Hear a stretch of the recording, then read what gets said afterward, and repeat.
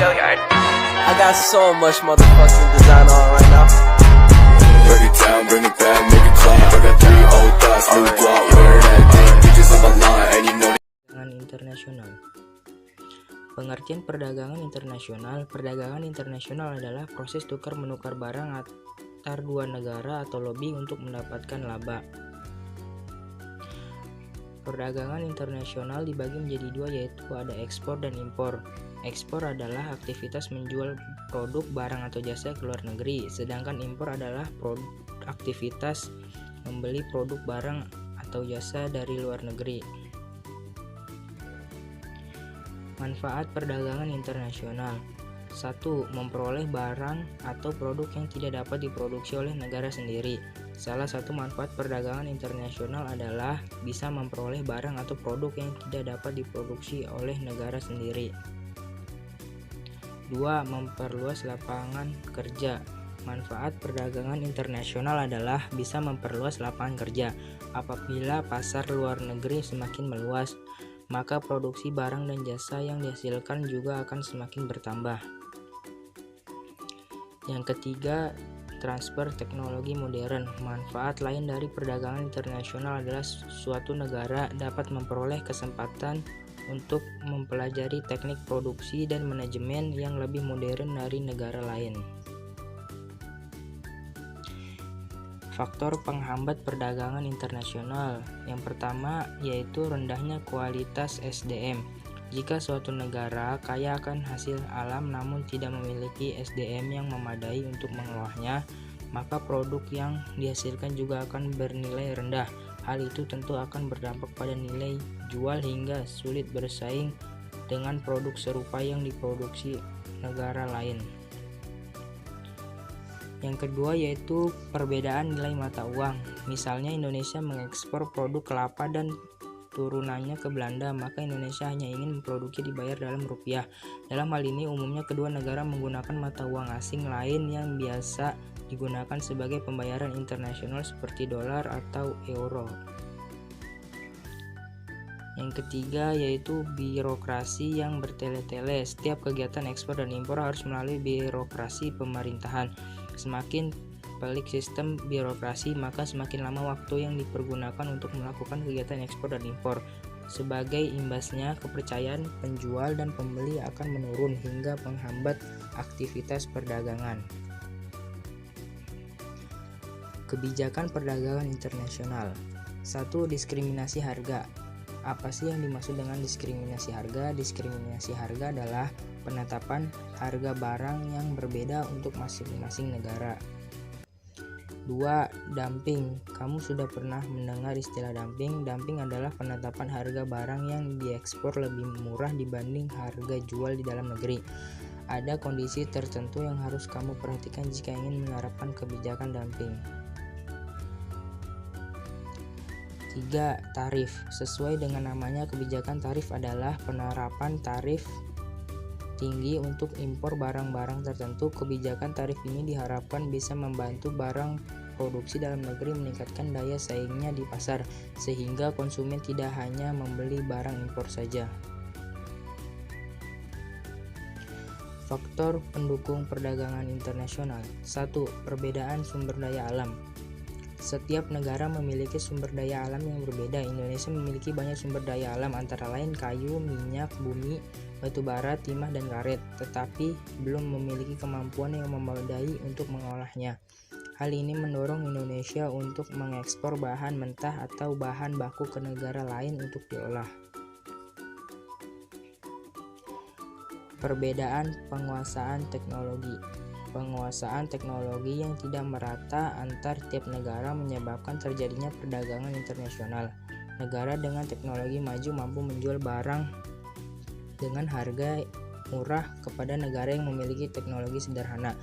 Contohnya, Indonesia mengimpor mobil dari Jepang karena Jepang memiliki teknologi pembuatan mobil yang maju. 3. Penghemat biaya produksi. Bagi negara yang belum memiliki ilmu pengetahuan dan teknologi untuk membuat sendiri produk seperti mobil dan handphone, pembuatannya akan menghabiskan biaya produksi yang jauh lebih mahal dibandingkan jika negara tersebut membelinya dari negara lain. Oleh karena itu, membeli produk seperti mobil dan handphone dari negara pembuatnya dapat menghemat biaya produksi. Tujuan perdagangan internasional. 1. Meningkatkan pertumbuhan ekonomi. Hubungan perdagangan internasional dan pertumbuhan ekonomi melalui kegiatan perdagangan internasional seperti ekspor dan impor barang ke negara lain dapat meningkatkan pendapatan negara tersebut, dan jika pendapatan meningkat, maka pembangunan infrastruktur yang ada di negara itu akan cepat selesai. 2.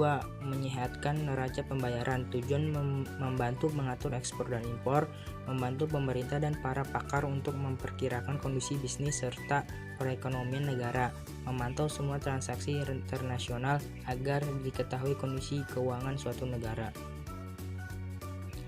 Alat pembayaran perdagangan internasional. 1.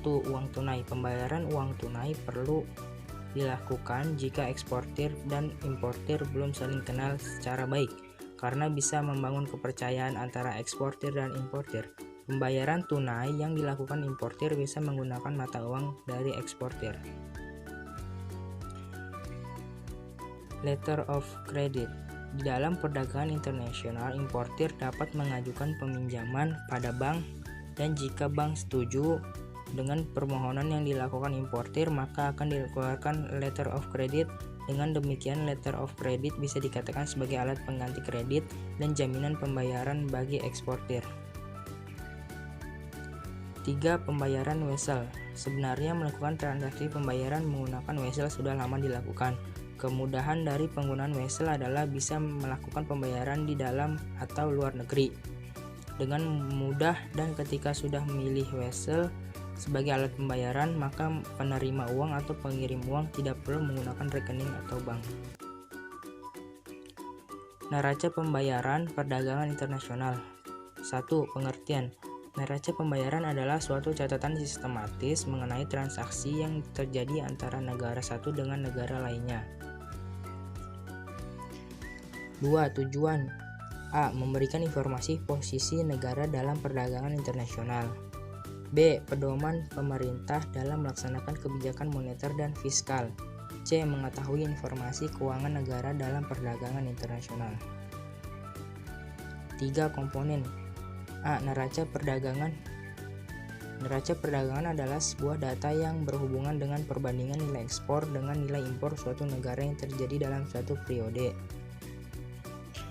B. Neraca lalu lintas modal. Neraca lalu lintas modal adalah pencatatan yang ada di dalam neraca yang mencatat setiap pinjaman dari luar negeri atau kredit serta pinjaman atau kredit yang diberikan kepada orang lain.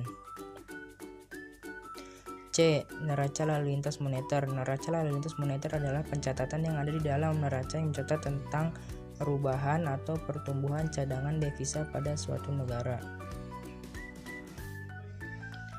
D. Neraca hasil modal. Neraca hasil modal adalah pencatatan yang ada di dalam neraca yang mencatat semua pembayaran dan penerimaan dividen, berbagai macam hadiah yang diberikan oleh negara lain, dan bunga gaji tenaga asing.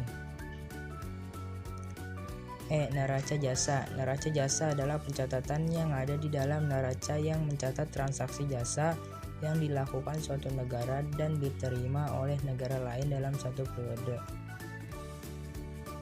Devisa perdagangan internasional. 1. Pengertian devisa. Devisa adalah seluruh valuta asing yang dimiliki oleh pemerintah dan swasta di suatu negara yang dapat digunakan sebagai alat pembayaran dalam perdagangan internasional.